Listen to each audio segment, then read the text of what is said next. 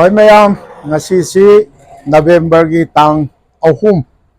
ing kumja lising ani kun manga ningthokaba numit ayuki pung 10 rom tare numit si yam kanna lekhale yam nganna laksana bo honna jabani aina laksari ba mafam si akoi gi Imphal dagi Urkhul lambi da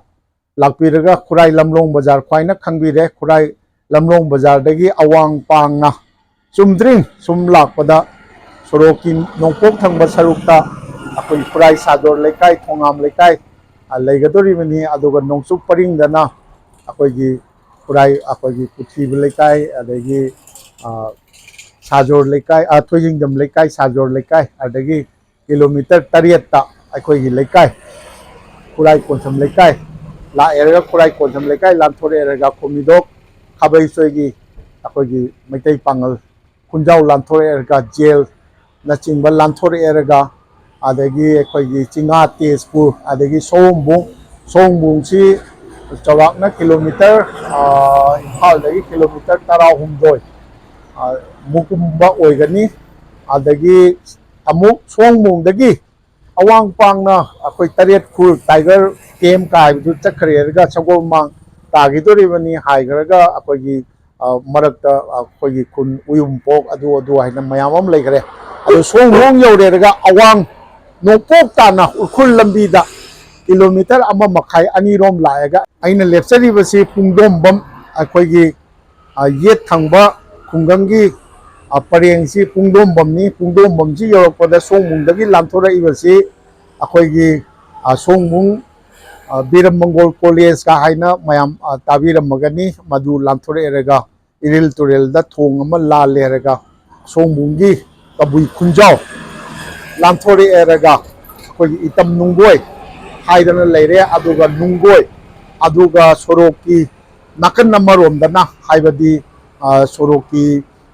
makha pangba maikai dana paring dana Yorubung haijil leidoribni aduga Pungdombam haijil lae hujik Pungdombam uribase aigi oiromda haibadi Khongnang asomda horibasigi paring si Yorubung hariba Punggamsini aduga somda uriba paring sina Pungdombam hariba akoi khunjini aina leptaribasi waiting shed amadani waiting shed sigi hek kenoda nakanda akoi gi sok lising amaga chamapan nipan sok hairibasidi lale moi ing sok haibiba masok haitagadi sakap da woina chatkhare ado mafam sida isda adungai Krista kumja lising amaga chamapan nipan September gi tang 12 gi numita akoi gi Imphal da leiriba MDU hall sida Janadata Hizam Irabot ki Krisak Sabha amadi Praja Sangha akoi gi party ani sina sillerga matamdu da Bharat ki awang nongpok lamdam sida leiriba akoi gi Manipur adagi Assam gi Barak Valley gi lamdam adagi ngasi gi Mizoram Nagaland adagi Tripura na chingma mafam si mayam ama punjil le haraga Purbanchan haiba haibadi nongpok lamdam haiba state ama semgani haina thorangli khogi lakhibagi mayokta khoi miyamgi mitin nama akaudana sinnana ba pangtokna ba thorang tawgibani madugi damakta akoigi mi mayam si akoigi awang maikai rom dagi haibadi lamlai rom dagi adagi lamlai gi makha chathagaraga leiriba Telau Chana Saijang na chingba adagi atai nong grain gaina lei adomda gi mayam haigatnarakpa miyam si Pungdombamgi ngasigi mafam sidaisda police na thatpani madoida muknabat yawbadagi police dagi kapthorakpa nongmai gulina police officer ama sigibani madugi paudu tabadagi aikoigi Jananeta Irabot si hairiba MDU da tawgani haidana miyamgi mitin tawgani haidana silamba meeting adu yaithuए na hairamega adui numitudagi underground ta hidoribani ado somda chalibasi awang nongpok pangna chaliba lambi si lamlai ni aina lepchariba mafam sidagi kilometer ama makhai pharamdaba yai chatlaga lamlai kaithel leire aduga masidagi meter electric khuti ani makhai ahum long chatli haraga akoigi awang nongsup pangna lambi ma lamkhai dana changli ꯍꯥꯏꯔꯤꯕ ꯃꯐꯝꯁꯤꯗ ꯁꯦꯛꯇꯥ ꯄꯨꯡꯗꯣꯡꯕꯝꯁꯤ ꯈꯨꯟꯖꯥꯎꯁꯤ ꯄꯨꯡꯗꯣꯡꯕꯝ ꯍꯥꯏꯕꯁꯤ ꯌꯥꯝꯅ ꯑꯩꯈꯣꯏꯒꯤ ꯏꯇꯤꯍꯥꯁꯤꯛ ꯑꯣꯏꯕ ꯃꯅꯤꯄꯨꯔꯒꯤ ꯄꯨꯋꯥꯔꯤꯗ ꯌꯥꯝꯅ ꯃꯔꯨ ꯑꯣꯏꯕ ꯈꯨꯡꯒꯪ ꯑꯃ ꯑꯣꯏꯅ ꯑꯗꯨꯝ ꯃꯃꯥꯡꯉꯩꯗꯒꯤ ꯂꯥꯏ ꯍꯥꯛꯇꯛꯇꯒꯤ ꯍꯥꯏꯕ ꯇꯥꯔꯦ ꯂꯥꯛꯄ ꯂꯝꯗꯝ ꯑꯃꯅꯤ ꯃꯁꯤꯗꯒꯤ ꯂꯝꯈꯥꯏꯔꯦꯔꯒ ꯆꯪꯉꯤ ꯑꯗꯨꯒ ꯀꯤꯂꯣꯃꯤꯇꯔ ꯑꯃ ꯃꯈꯥꯏꯔꯣꯝꯕ ꯆꯪꯉꯒ ꯁꯦꯛꯇꯥ ꯌꯧꯔꯤ ꯑꯩꯅ ꯂꯦꯞꯆꯔꯝꯕ ꯑꯩꯈꯣꯏꯒꯤ ꯄꯨꯡꯗꯣꯡꯕꯝ ꯈꯛꯇꯅ ꯒꯤ ꯅꯤꯡꯁꯤꯡ ꯈꯨꯕꯝ ꯇꯨꯗꯒꯤ ꯃꯤꯇꯔ 200 ꯐꯥꯔꯝꯃꯣꯏ ꯏꯂꯦꯛꯇ꯭ꯔꯤꯛ ꯑꯅꯤ ꯈꯔ ꯑꯍꯣꯏ 200 ꯂꯥꯛꯑꯦꯔꯒ ꯁꯤꯗꯩꯁꯤꯗ ꯅꯣꯡꯆꯨꯞ ꯄꯥꯡꯅ ꯑꯩꯈꯣꯏꯒꯤ ꯁꯤꯗꯩꯁꯤꯗ ꯋꯦꯜꯀꯝ ꯇꯨ ꯄꯨꯡꯗꯣꯡꯕꯝ ꯍꯥꯏꯗꯅ ꯆꯥꯎꯅ ꯒꯦꯠ ꯑꯃ ꯊꯥꯗꯅ ꯂꯩ ꯑꯩꯈꯣꯏ ꯏꯝꯐꯥꯜ ꯏꯁꯅꯤ ꯃꯐꯝꯁꯤ ꯑꯗꯨꯒ ꯀꯦꯟꯗ꯭ꯔꯅ ꯂꯝꯂꯥꯏ ꯀꯦꯟꯗ꯭ꯔꯅꯤ ꯑꯗꯨꯒ ꯁꯣꯝꯗ ꯆꯠꯈ꯭ꯔꯤꯁꯤ ꯑꯩꯈꯣꯏꯒꯤ ꯑꯋꯥꯡ ꯅꯣꯡꯄꯣꯛ ꯄꯥꯡꯅ ꯆꯠꯈ꯭ꯔꯤꯕꯁꯤ ꯎꯔꯈꯨꯜ ꯂꯝꯕꯤꯅꯤ ꯁꯤꯗꯒꯤ ꯀꯤꯂꯣꯃꯤꯇꯔ ꯑꯃꯃꯨꯛꯇꯪ ꯆꯠꯂꯦ 1.5 ꯆꯠꯂꯒ ꯂꯝꯂꯥꯏ ꯀꯩꯊꯦꯜ ꯂꯩꯔꯦ ꯄꯨꯡꯗꯣꯡꯕꯝꯒꯤ ꯃꯁꯤꯒꯤ ꯄꯨꯡꯗꯣꯡꯕꯝꯒꯤ ꯈꯨꯟ ꯆꯪꯉꯤꯕ ꯃꯐꯝꯁꯤ ꯆꯪꯉꯦ ꯍꯥꯏꯔꯒ ꯑꯗꯨꯝ ꯊꯪꯅꯔꯦ ꯀꯤꯂꯣꯃꯤꯇꯔ ꯑꯃꯒꯨꯝꯕ ꯑꯣꯏꯒꯗ꯭ꯔꯥ ꯑꯃ ꯐꯥꯔꯝꯗꯕꯁꯨ ꯌꯥꯏ ꯈꯤꯇꯪ ꯍꯦꯜꯂꯝꯕꯁꯨ ꯌꯥꯏ ꯑꯗꯨ ꯆꯪꯉꯒ ꯁꯦꯛꯇꯥ ꯍꯥꯏꯔꯤꯁꯤꯒ ꯑꯗꯨꯝ ꯊꯪꯅꯔꯦ ꯑꯗꯨꯒ ꯁꯦꯛꯇꯥ ꯍꯥꯏꯔꯤꯕ ꯃꯐꯝꯁꯤ ꯑꯩꯈꯣꯏꯒꯤ ꯆꯩꯊꯥꯔꯣꯜ ꯀꯨꯝꯕꯥꯕꯒꯤ ꯃꯇꯨꯡ ꯏꯟꯅ ꯃꯩꯇꯩ ꯅꯤꯡꯊꯧ ꯑꯩꯈꯣꯏꯒꯤ ꯀꯪꯂꯥꯗ ꯄꯥꯟꯈꯤꯕ ꯃꯩꯇꯩ ꯅꯤꯡꯊꯧꯒꯤ ꯄꯔꯤꯡꯗ ꯀꯨꯟ ꯁꯨꯕ ꯃꯩꯇꯩ ꯅꯤꯡꯊꯧ ꯃꯩꯗꯤꯡꯉꯨ ꯂꯣꯌꯨꯝꯕ ꯍꯥꯏꯕꯁꯤ 1074 1122 1122 AD ꯐꯥꯎꯕ ꯄꯥꯟꯈꯤꯕ ꯑꯗꯨꯒꯨꯝꯕ ꯃꯩꯇꯩ ꯅꯤꯡꯊꯧꯅꯤ ꯃꯥꯒꯤ ꯀꯩꯅꯣꯁꯤꯗ ꯃꯥꯒꯤ ꯍꯛꯇꯛꯀꯤ ꯆꯩꯊꯥꯔꯣꯜ ꯀꯨꯝꯕꯥꯕꯒꯤ ꯑꯦꯟꯇ꯭ꯔꯤꯗ ꯁꯨꯃꯥꯏꯅ ꯌꯥꯎꯔꯤ ꯑꯩ ꯀꯣꯠ ꯇꯧꯖꯒꯦ ꯆꯩꯊꯥꯔꯣꯜ ꯀꯨꯝꯕꯥꯕꯗ ꯌꯥꯎꯕꯁꯤ ꯃꯍꯥꯛ ꯊꯛꯇ ꯉꯥ ꯊꯣꯛꯎ ꯊꯣꯛꯄ ꯁꯥ ꯊꯣꯛꯎ ꯊꯣꯛꯄ ꯐꯥꯟ ꯑꯃ ꯂꯩꯌꯦ ꯄꯤꯌꯣ ꯍꯥꯏꯕꯗ ꯄꯤꯗꯗꯨꯅ ꯃꯅꯥꯏ ꯑꯉꯣꯝ ꯅꯤꯡꯊꯧꯕꯨ ꯂꯥꯟ ꯁꯣꯛꯅꯍꯜꯂꯨꯏꯌꯦ ꯁꯦꯛꯇꯥ ꯉꯝꯃꯦ ꯍꯥꯏꯗꯅ ꯂꯥꯟꯗꯤ ꯃꯊꯪꯂꯦꯟ ꯆꯛꯄ ꯇꯥꯎ ꯑꯀꯦꯝ ꯇꯥꯎ ꯑꯁꯤꯅꯆꯤꯡꯕ ꯃꯤ 6 ꯐꯥꯔꯛꯑꯦ ꯍꯥꯏꯗꯅ ꯁꯨꯃꯥꯏꯅ ꯆꯩꯊꯥꯔꯣꯜ ꯀꯨꯝꯕꯥꯕꯗ ꯂꯥꯆꯟ ꯑꯃ ꯌꯥꯎꯔꯤ ꯃꯁꯤꯅ ꯇꯥꯛꯄꯗꯤ ꯃꯩꯗꯤꯡꯉꯨ ꯂꯣꯌꯨꯝꯕꯒꯤ ꯃꯇꯝ ꯍꯥꯏꯕꯗꯤ ꯑꯩꯈꯣꯏꯒꯤ 11th ꯁꯦꯟꯆꯨꯔꯤꯒꯤ ꯂꯣꯏꯁꯤꯜꯂꯛꯄ ꯑꯗꯨꯒ 12th ꯁꯦꯟꯆꯨꯔꯤꯒꯤ ꯍꯧꯒꯠꯂꯛꯄ ꯑꯍꯥꯟꯕ ꯃꯁꯨꯡꯒꯤ ꯁꯔꯨꯛ ꯍꯥꯏꯕꯗꯤ 1074 ꯗꯒꯤꯅ 1122 ꯐꯥꯎꯕꯒꯤ ꯃꯇꯝꯗ ꯄꯥꯜꯂꯝꯕ ꯃꯩꯗꯤꯡꯉꯨ ꯂꯣꯌꯨꯝꯕꯒꯤ ꯃꯇꯝ ꯐꯥꯎꯕꯗꯗꯤ ꯁꯦꯛꯇꯥ ꯍꯥꯏꯔꯤꯕꯁꯤ ꯃꯩꯇꯩ ꯑꯄꯨꯟꯕ ꯃꯩꯇꯩꯒꯤ ꯃꯅꯨꯡꯗ ꯌꯥꯎꯗꯕ ꯇꯣꯉꯥꯟꯕ ꯑꯩꯈꯣꯏꯒꯤ ꯏꯟꯇꯤꯇꯤ ꯃꯈꯣꯏꯒꯤ ꯀꯩꯅꯣ ꯑꯃ ꯑꯣꯏꯅ ꯃꯁꯛ ꯑꯃꯒ ꯂꯣꯏꯅꯅ ꯂꯩꯔꯝꯕ ꯀꯥꯡꯂꯨꯞ ꯑꯃꯅꯤ ꯍꯥꯏꯕꯁꯤ ꯇꯁꯦꯡꯅ ꯇꯥꯛꯏ ꯃꯁꯤꯗꯩꯁꯤꯗ ꯑꯩꯅ ꯉꯁꯤ ꯆꯠꯆꯒꯗꯧꯔꯤꯕꯁꯤ ꯁꯦꯛꯇꯥ ꯂꯤꯚꯤꯡ ꯃ꯭ꯌꯨꯖꯤꯌꯝ ꯍꯥꯏꯔꯒ ꯈꯪꯅꯕ ꯁꯦꯛꯇꯥꯒꯤ ꯁꯦꯛꯇꯥ ꯃꯣꯟ ꯍꯥꯏꯅ ꯂꯩꯕ ꯃꯐꯝꯗꯨ ꯆꯠꯆꯒꯦ ꯑꯗꯨꯒ ꯃꯐꯝꯗꯨ ꯎꯠꯆꯒꯦ ꯉꯁꯥꯏꯒꯤ ꯑꯩꯈꯣꯏꯒꯤ ꯋꯦꯜꯀꯝ ꯇꯨ ꯄꯨꯡꯗꯣꯡꯕꯝ ꯍꯥꯏꯅ ꯊꯥꯕ ꯒꯦꯠꯇꯨꯗꯒꯤ ꯀꯤꯂꯣꯃꯤꯇꯔ ꯑꯃꯔꯣꯝ ꯆꯪꯁꯤꯜꯂꯛꯑꯦꯔꯒ ꯑꯗꯨꯝ ꯁꯦꯛꯇꯥꯁꯤ ꯂꯩꯔꯦ ꯃꯍꯧꯁꯥ ꯃꯃꯥꯡꯉꯩ ꯑꯩꯈꯣꯏꯅ ꯂꯥꯛꯆꯈꯤꯕ ꯃꯇꯝꯗꯗꯤ ꯂꯧꯕꯨꯛ ꯂꯝꯍꯥꯡꯅ ꯈꯜꯂꯝꯕꯅꯤ ꯑꯗꯨ ꯈꯟꯗꯔꯦ ꯑꯗꯨꯗꯒꯤ ꯆꯪꯁꯤꯜꯂꯛꯑꯒ ꯑꯩꯈꯣꯏꯒꯤ ꯁꯦꯛꯇꯥꯒꯤ ꯍꯦꯛ ꯌꯧꯔꯛꯄꯗꯒꯤ ꯃꯁꯤ ꯑꯩꯅ ꯆꯪꯁꯤꯟꯖꯔꯛꯏꯁꯤ ꯀꯤꯂꯣꯃꯤꯇꯔ ꯑꯃꯗꯤ ꯈꯔ ꯍꯦꯜꯂꯝꯃꯅꯤ ꯑꯅꯤꯗꯤ ꯐꯥꯔꯝꯃꯣꯏ ꯑꯗꯨ ꯆꯪꯉꯛꯑꯦꯔꯒ ꯁꯤꯗꯩꯁꯤꯗ ꯉꯁꯥꯏꯒꯤ ꯀꯩꯅꯣꯁꯤ ꯂꯩꯔꯦ ꯁꯦꯛꯇꯥ ꯑꯥꯔꯀꯤꯑꯣꯂꯣꯖꯤꯀꯦꯜ ꯂꯤꯚꯤꯡ ꯃ꯭ꯌꯨꯖꯤꯌꯝ ꯍꯥꯏꯗꯅ ꯁꯣꯝꯗ ꯆꯪꯗꯅ ꯂꯩꯔꯦ ꯁꯣꯝꯗ ꯆꯠꯈ꯭ꯔꯒ ꯁꯣꯝꯗ ꯑꯩꯈꯣꯏꯒꯤ ꯅꯣꯡꯆꯨꯞ ꯑꯋꯥꯡ ꯅꯣꯡꯆꯨꯞ ꯄꯥꯡꯅ ꯆꯪꯈ꯭ꯔꯤꯕ ꯂꯝꯕꯤꯁꯤꯗ ꯏꯕꯦꯝꯃ ꯁꯣꯝꯗꯒꯤ ꯎꯌꯨꯝꯄꯣꯛꯀ ꯆꯠꯄ ꯌꯥꯗꯥꯏ ꯎꯌꯨꯝꯄꯣꯛ ꯑꯗꯒꯤ ꯇꯔꯦꯠ ꯈꯨꯟ ꯑꯗꯨ ꯃꯊꯪ ꯄꯨꯈꯥꯎꯒꯁꯨ ꯇꯥꯕ ꯌꯥꯗꯥꯏ ꯆꯠꯈ꯭ꯔꯦ ꯑꯗ ꯑꯩꯅ ꯃꯅꯤꯄꯨꯔ ꯁꯔꯀꯥꯔꯗ ꯁꯤꯐꯥꯎ ꯌꯧꯖꯔꯛꯄꯁꯤꯗ ꯀꯝꯄ꯭ꯂꯦꯟ ꯑꯃꯅ ꯏꯝꯐꯥꯜꯗꯒꯤ ꯄꯨꯡꯗꯣꯡꯕꯝ ꯐꯥꯎꯕ ꯂꯥꯛꯆꯕ ꯉꯁꯥꯏꯒꯤ ꯄꯨꯡꯗꯣꯡꯕꯝꯒꯤ ꯑꯩꯈꯣꯏꯒꯤ ꯆꯪꯐꯝ ꯑꯗꯨꯐꯥꯎ ꯂꯥꯛꯆꯕ ꯑꯗꯒꯤ ꯃꯁꯤꯗꯩꯁꯤꯗ ꯆꯪꯖꯔꯛꯏꯕ ꯁꯤꯁꯨ ꯚꯤꯂꯦꯖ ꯔꯣꯗꯀꯤ ꯃꯅꯨꯡꯗ ꯃꯔꯨ ꯑꯣꯏꯕ ꯑꯃꯅꯤ ꯈꯨꯟ ꯀꯌꯥ ꯌꯧꯈꯤꯗꯣꯔꯤꯕꯅꯤ ꯑꯗ ꯂꯝꯕꯣꯏ ꯈꯨꯟꯅꯁꯨ ꯁꯣꯝꯗ ꯆꯪꯗꯥꯏ ꯂꯝꯕꯣꯏ ꯈꯨꯟ ꯀꯥꯏꯅ ꯃꯌꯥꯝ ꯑꯃ ꯂꯩꯔꯤꯕꯅꯤ ꯑꯗꯨ ꯆꯪꯈꯤꯕꯁꯤꯗ ꯏꯝꯐꯥꯜꯗꯒꯤ ꯎꯔꯈꯨꯜ ꯂꯝꯕꯤ ꯏꯁꯇꯦꯠ ꯍꯥꯏꯋꯦ ꯑꯣꯏꯔꯤꯕ ꯁꯤꯗꯩꯁꯤꯗ ꯃꯔꯨ ꯑꯣꯏꯕ ꯏꯁꯇꯦꯠ ꯍꯥꯏꯋꯦ ꯑꯣꯏꯔꯤꯕꯁꯤꯗ ꯂꯝꯕꯤꯒꯤ ꯅꯥꯛ ꯌꯦꯠ ꯑꯅꯤꯃꯛꯇ ꯀꯤꯂꯣꯃꯤꯇꯔ ꯁ꯭ꯇꯣꯟ ꯑꯃ ꯐꯥꯎꯕ ꯃꯥꯏꯜ ꯁ꯭ꯇꯣꯟ ꯑꯃ ꯐꯥꯎ ꯊꯦꯡꯅꯗꯦ मसी अतई लमग मानदे अखोगी अइना खंगजबदा आसाम की खुंगंग कया अइ चचरे मनुंग हंजिनबा अदु इतासु मफम मफम खुदिंगदा अखोगी किलोमीटर पोसी माइलस्टोन मसी युंगबनी अदु युंगदे अमा बाउ थेंगनदे अदुना किलोमीटर कया करी हाइबसे भापना मारीरगा नत्रगा हंगगा तौबा अदु नतना उपाय लेते आई हुजिक अखोगी लिविंग म्यूजियम मसी सेक्टा की कई गायनासु खंगनै सेक्टा मोन हारगासु खंगनै अदो आई चंगजगे मी लेहौब्रो म्यूजियम जिबो लेहौदिया थों हांद्रो चौकीदार दी लेबो नत्रो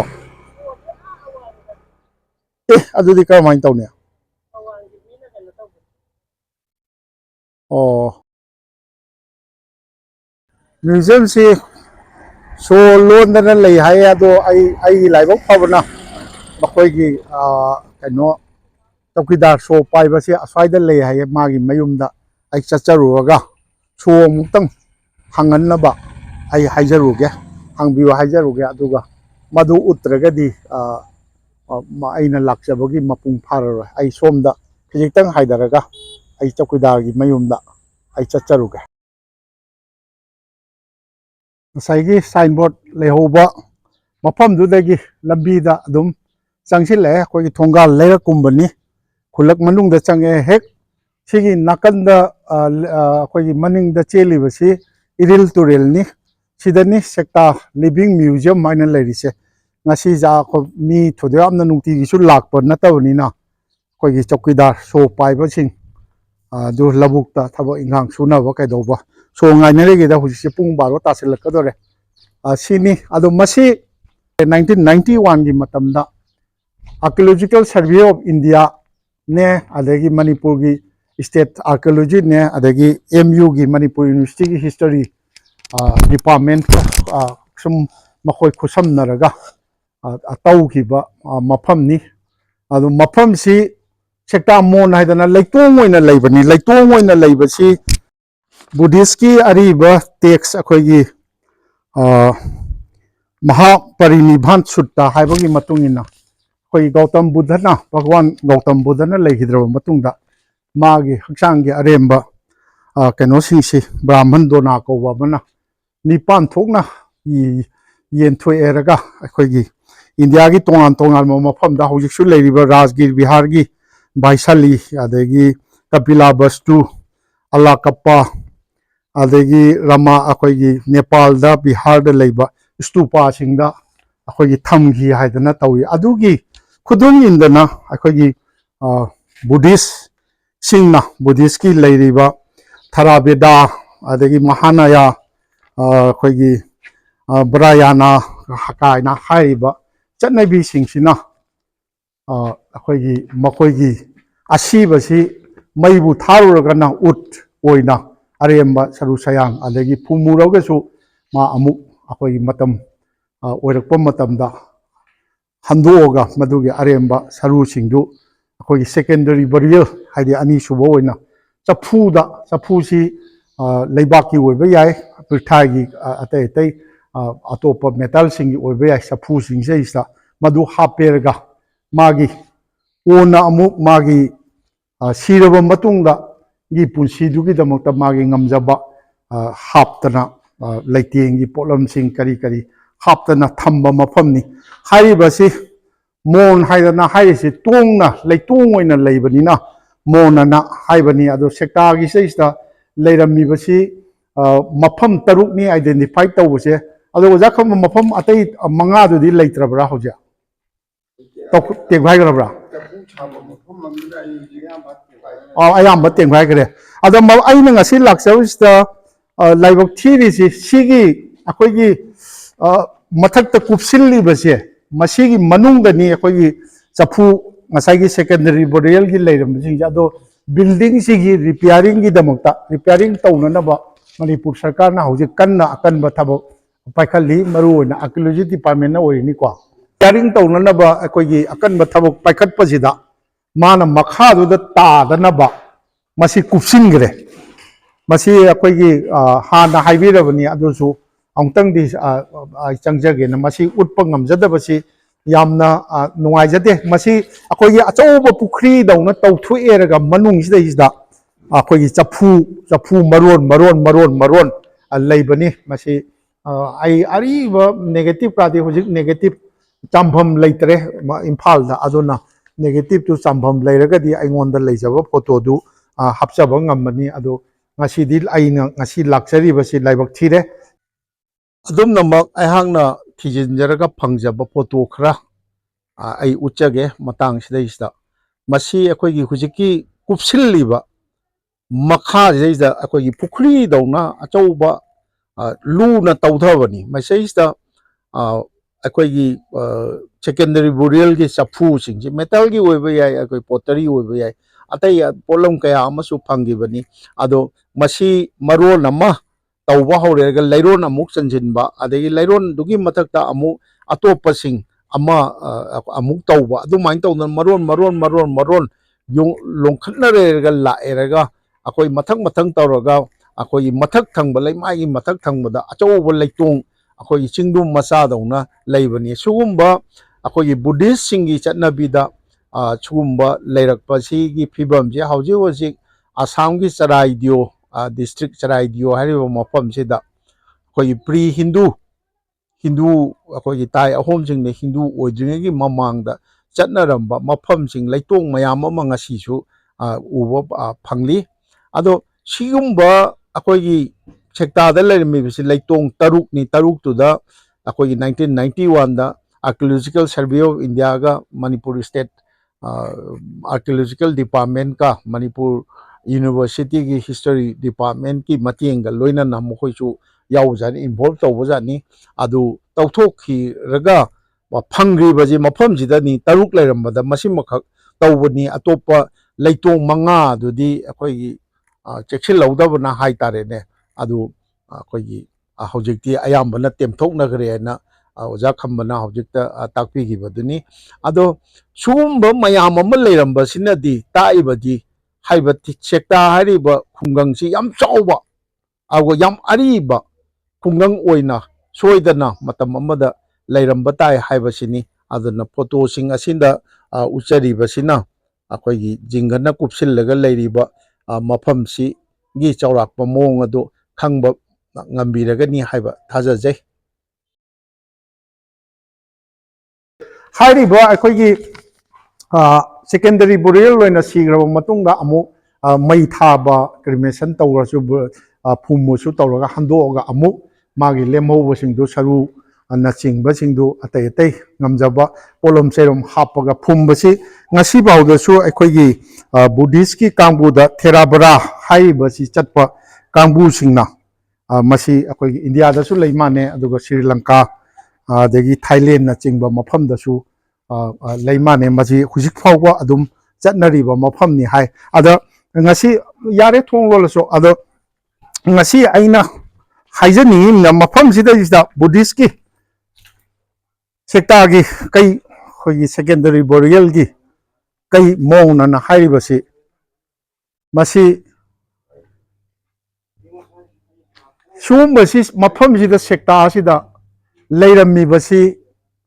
ꯀꯔꯤ ꯃꯔꯝꯒꯤꯅꯣ ꯍꯥꯏꯁꯦ ꯑꯩꯈꯣꯏ ꯃꯁꯤꯒꯤ ꯂꯩꯔꯝꯃꯤꯕ ꯃꯐꯝꯁꯤ ꯁꯤꯒꯨꯝꯕ ꯁꯦꯀꯦꯟꯗꯔꯤ ꯕꯦꯔꯤꯌꯦꯜꯁꯤ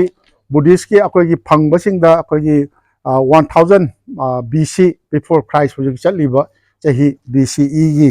ꯃꯃꯥꯡ ꯃꯇꯝꯗꯒꯤꯅ ꯀꯩꯅꯣ ꯐꯥꯎꯕꯁꯤ ꯑꯩꯈꯣꯏꯒꯤ ꯍꯧꯖꯤꯛꯀꯤ ꯀꯔꯦꯟ ꯏꯔꯥꯁꯤꯒꯤ 100 ꯁꯨꯕ ꯆꯍꯤ ꯐꯥꯎꯕꯗ ꯈ꯭ꯔꯤꯁꯇ ꯀꯨꯝꯖꯥ ꯆꯍꯤ 100 ꯐꯥꯎꯕꯗ ꯌꯥꯝ ꯐꯖꯅ ꯄꯥꯛꯁꯟꯅ ꯕꯨꯙꯤꯁꯁꯤꯡꯒꯤ ꯂꯣꯏꯅꯃꯛ ꯆꯠꯅꯔꯝꯃꯤ ꯍꯥꯏ ꯑꯗꯣ ꯁꯦꯛꯇꯥꯗ ꯂꯩꯔꯤꯕ ꯍꯧꯖꯤꯛꯀꯤ ꯁꯦꯀꯦꯟꯗꯔꯤ ꯕꯣꯔꯤꯌꯦꯜ ꯁꯦꯛꯇꯥ ꯃꯑꯣꯡꯅ ꯍꯥꯏꯔꯤꯁꯤ ꯀꯌꯥꯝ ꯀꯨꯏꯔꯕ ꯃꯇꯝꯒꯤꯅꯣ ꯍꯥꯏꯕꯁꯤ ꯑꯩꯈꯣꯏꯒꯤ ꯑꯈꯪ ꯑꯍꯩꯁꯤꯡꯒꯤ ꯇꯣꯉꯥꯟꯕ ꯃꯣꯠ ꯂꯩ ꯑꯗꯨ ꯑꯣꯏꯇꯥꯔꯒꯁꯨ ꯃꯁꯤꯅ ꯇꯥꯛꯏꯕꯗꯤ ꯑꯩꯈꯣꯏꯒꯤ ꯃꯐꯝꯁꯤꯗ ꯉꯁꯥꯏꯒꯤ ꯆꯩꯊꯥꯔꯣꯜ ꯀꯨꯝꯕꯥꯕꯗ ꯌꯥꯎꯔꯤꯕ ꯑꯩꯈꯣꯏꯒꯤ ꯉꯥ ꯊꯣꯛꯎ ꯊꯣꯛꯄ ꯁꯥ ꯊꯣꯛꯎ ꯊꯣꯛꯄ ꯐꯥꯟ ꯑꯃ ꯄꯤꯌꯨ ꯌꯥꯗꯦꯅ ꯑꯩꯈꯣꯏꯒꯤ ꯁꯦꯛꯇꯥꯗ ꯂꯟꯗꯥꯔꯒ ꯁꯦꯛꯇꯥ ꯉꯝꯗꯅ ꯃꯩꯇꯩꯗ ꯇꯤꯜꯍꯟꯈꯤꯕꯒꯤ ꯋꯥꯔꯤꯁꯤꯅꯗꯤ ꯃꯐꯝꯁꯤꯗ ꯕꯨꯙꯤꯁꯀꯤ ꯆꯞ ꯆꯥꯅ ꯃꯐꯝ ꯑꯃ ꯀꯟꯗꯅ ꯂꯩꯔꯝꯕ꯭ꯔꯥ ꯍꯥꯏꯕꯁꯤ ꯍꯪꯕ ꯌꯥꯕ ꯋꯥꯍꯪꯅꯤ ꯑꯗꯨꯒ ꯉꯁꯥꯏꯒꯤ ꯍꯧꯖꯤꯛꯀꯤ ꯆꯩꯊꯥꯔꯣꯜ ꯏꯔꯤꯜ ꯇꯨꯔꯦꯜꯅꯤ ꯍꯦꯛ ꯃꯅꯤꯡꯗ ꯆꯦꯜꯂꯤꯕꯁꯦ ꯑꯗꯣ ꯍꯧꯖꯤꯛꯀꯤ ꯉꯥ ꯊꯣꯛꯎ ꯊꯣꯛꯄ ꯐꯥꯝ ꯊꯣꯛꯎ ꯊꯣꯛꯄ ꯑꯃ ꯐꯥꯟ ꯑꯃ ꯂꯩꯌꯦ ꯃꯗꯨ ꯍꯥꯏꯕꯒꯤ ꯆꯩꯊꯥꯔꯣꯜ ꯀꯨꯝꯕꯥꯕꯗ ꯄꯜꯂꯤꯁꯤ ꯀꯔꯤ ꯍꯥꯏꯔꯤꯕꯅꯣ ꯍꯥꯏꯕꯁꯤ ꯏꯟꯇꯔꯄ꯭ꯔꯦꯠ ꯇꯧꯅꯕ ꯃꯁꯤꯒꯤ ꯅꯨꯡꯒꯤ ꯑꯣꯏꯕ ꯋꯥꯍꯟꯊꯣꯛꯁꯤꯗꯤ ꯃꯗꯨꯅꯤ ꯍꯥꯏꯕꯗꯨꯗꯤ ꯑꯈꯪ ꯑꯍꯩꯁꯤꯡꯅ ꯇꯥꯛꯄꯤꯕ ꯇꯥꯏ ꯑꯩꯈꯣꯏꯅꯗꯤ ꯇꯥꯛꯄ ꯉꯝꯖꯗ꯭ꯔꯦ ꯃꯁꯤꯅꯤ ꯁꯦꯛꯇꯥꯒꯤ ꯀꯩ ꯁꯦꯛꯇꯥꯒꯤ ꯃꯣꯟ ꯂꯤꯚꯤꯡ ꯃ꯭ꯌꯨꯖꯤꯌꯝ ꯁꯦꯛꯇꯥꯗ ꯂꯥꯛꯆꯕꯁꯦ ꯑꯗꯨ ꯂꯥꯏꯕꯛ ꯊꯤꯕꯗꯤ ꯃꯈꯥꯗ ꯆꯞ ꯆꯥꯅ ꯂꯩꯔꯤꯕꯗꯨ ꯑꯩ ꯎꯠꯄ ꯉꯝꯖꯗ꯭ꯔꯦ ꯑꯗ ꯑꯩꯅ ꯉꯁꯤ ꯂꯥꯛꯆꯕꯁꯤꯗ ꯑꯩꯒꯤ ꯏꯌꯥꯝꯕ ꯍꯤꯗꯥꯝ ꯈꯝꯕ ꯑꯗꯩ ꯃꯥꯏ ꯃꯆꯥꯁꯤꯡ ꯀꯔꯤ ꯏꯅꯥꯎ ꯀꯔꯤ ꯃꯃꯤꯡ ꯀꯧꯏ ꯃꯥꯔꯖꯤꯠ ꯃꯩꯇꯩ ꯑꯩꯈꯣꯏꯒꯤ ꯆꯧꯀꯤꯗꯥꯔꯒꯤ ꯃꯆꯥꯅꯨꯄꯥꯔꯥ ꯍꯦ ꯕꯕꯥꯗꯤ ꯑꯩꯈꯣꯏ ꯀꯔꯤꯕ ꯃꯥꯏ ꯃꯃꯤꯡꯗꯣ ꯏꯅꯥꯛ ꯈꯨꯟꯕꯗꯤ ꯑꯩꯈꯣꯏ ꯃꯁꯥ ꯉꯝꯗꯗꯅ ꯇꯥꯗꯅ ꯂꯩꯔꯦ ꯑꯗꯨ ꯑꯩ ꯎꯅꯖꯔꯛꯏ ꯐꯝꯖꯔꯛꯏ ꯑꯁꯤꯅꯤ ꯁꯨꯃꯥꯏꯅ ꯂꯩꯕꯅꯤ ꯃꯁꯤꯅ ꯑꯩꯈꯣꯏꯒꯤ ꯃꯅꯤꯄꯨꯔꯗ ꯉꯁꯤꯒꯤ ꯑꯄꯨꯟꯕ ꯃꯩꯇꯩ ꯍꯥꯏꯔꯤꯕ ꯁꯛꯇꯝꯁꯤꯒꯤ ꯀꯩꯅꯣ ꯈꯔ ꯑꯩꯈꯣꯏ ꯏꯇꯤꯍꯥꯁꯀꯤ ꯄꯨꯋꯥꯔꯤꯒꯤ ꯑꯣꯏꯕ ꯋꯥꯐꯝꯗ ꯄꯨꯟꯁꯤꯜꯂꯛꯄꯒꯤ ꯋꯥꯔꯤꯁꯤ ꯇꯣꯉꯥꯟ ꯇꯣꯉꯥꯟꯕ ꯑꯩꯈꯣꯏꯒꯤ ꯃꯆꯥꯛ ꯀꯌꯥꯃꯨꯛ ꯂꯩ ꯍꯥꯏꯅ ꯁꯤꯗꯩꯁꯤꯗ ꯊꯥꯔꯤꯕꯁꯤ ꯑꯩꯈꯣꯏꯒꯤ ꯀꯔꯤꯅꯣ ꯂꯤꯚꯤꯡ ꯃ꯭ꯌꯨꯖꯤꯌꯝ ꯁꯦꯛꯇꯥ ꯏꯅꯣꯒ꯭ꯔꯦꯇꯦड ꯕꯥꯏ ꯗꯥꯛꯇꯔ ꯑꯦꯜ ꯆꯟꯗ꯭ꯔꯃꯅꯤ ꯃꯤꯅꯤꯁꯇꯔ ꯀꯔꯤꯅꯣ ꯃꯤꯅꯤꯁꯇꯔ ꯀꯩꯅꯣ IFCD ꯑꯠꯆꯥ ꯃꯅꯤꯄꯨꯔ ꯑꯣꯟ 18 ꯑꯣꯛꯇꯣꯕꯔ 1996 ꯑꯗꯣ 91ꯗ ꯇꯧꯕꯅꯦꯕ ꯁꯦꯀꯣ ꯑꯁꯤꯗ ꯊꯥꯔꯤꯕꯁꯤꯡꯇꯪꯒ ꯑꯩ ꯎꯠꯆꯒꯦ This site is a secondary burial site in the form of a mound. The first archaeological excavation carried in the year 1991 and discovered a number of artifacts along with imported porcelain ware. Understanding the importance of the site, the excavated site has been turned into as an in situ museum. This site is protected under the Manipur Ancient and Historical Monuments and Archaeological Sites and Remains Act 1996 by order such and such haidana taure sumain tawdana archaeology department na yam fajana maintain tawi haina lobu yai kainoda asayisda leiriba ataida thengnajabaga yam nana lei adu building si masa sokchilakpagi ꯁꯦꯝꯅꯅꯕꯒꯤꯗꯃꯛꯇ ꯉꯁꯥꯏꯒꯤ ꯃꯈꯥꯗ ꯇꯧꯊꯣꯛꯄꯗꯨ ꯎꯗꯅꯕ ꯑꯩꯈꯣꯏꯒꯤ ꯀꯨꯞꯁꯤꯟꯗꯅ ꯂꯩꯈꯤꯕꯅꯤ ꯃꯁꯤꯒꯤ ꯄꯥꯎꯗꯝꯁꯤ ꯍꯌꯦꯡ ꯑꯁꯤ ꯔꯤꯄꯤꯌꯥꯔꯤꯡꯒ ꯇꯧꯕ ꯂꯣꯏꯔꯀꯥꯟꯗ ꯌꯥꯝꯅ ꯈꯨꯗꯣꯡꯆꯥꯕ ꯃꯇꯝꯗ ꯑꯃꯨꯛ ꯂꯥꯛꯑꯒ ꯎꯠꯆꯕ ꯍꯥꯏꯇꯥꯔꯦ ꯑꯗꯨ ꯃꯁꯤꯗꯩꯁꯤꯗ ꯊꯦꯠꯇꯅ ꯂꯩꯔꯦ Sekta living museum state archaeology office art and culture department Sekta Imphal east ꯍꯥꯏꯅ ꯊꯥꯔꯒ ꯃꯁꯤ ꯂꯩ ꯑꯁꯤꯅꯤ ꯌꯥꯝ ꯑꯩꯈꯣꯏ ꯀꯝꯄꯥꯎꯟꯒꯥꯁꯦ ꯑꯗꯣ ꯈꯤꯇꯪꯗꯤ ꯌꯦꯡꯁꯤꯟꯕꯤꯕꯗꯤ ꯋꯥꯠꯄ ꯃꯥꯜꯂꯦ ꯅꯥꯄꯤ ꯅꯨꯡꯄꯤ ꯇꯧꯔꯤꯕꯁꯦ ꯃꯁꯤꯅꯤ ꯃꯁꯤ ꯇꯝꯖꯕ ꯂꯥꯛꯆꯕꯅꯤ ꯑꯗꯨꯅ ꯃꯍꯧꯁꯥꯒꯨꯝ ꯇꯥꯕꯤꯔꯤꯕ ꯌꯦꯡꯕꯤꯔꯤꯕ ꯈ꯭ꯋꯥꯏꯒꯤ ꯃꯐꯝꯗ ꯁꯅꯊꯣꯡꯒꯤ ꯃꯅꯦꯟꯗ꯭ꯔ ꯀꯣꯟꯁꯝ ꯑꯩꯍꯥꯛꯅ ꯅꯣꯂꯨꯛꯆꯔꯤ